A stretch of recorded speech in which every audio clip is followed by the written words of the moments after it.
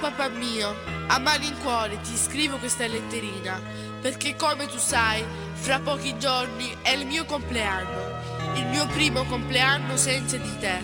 La mamma dice che mi farà una grande torta con le candeline, ma tutto questo non mi fa felice, perché tu ti trovi lontano. Ti voglio tanto bene. Torna presto, papà.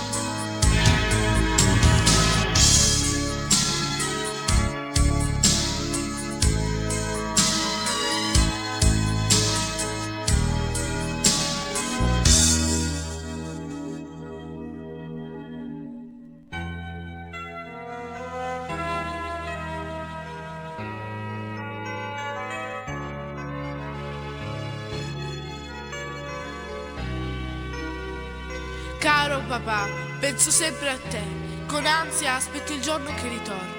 Sai, ho fatto un sogno, il più bel sogno che una figlia possa fare. Nel mio sogno ho visto un treno, un lungo treno, era pieno di persone, in mezzo a tutti quanti c'eri tu. Quanta felicità, tornavi verso casa.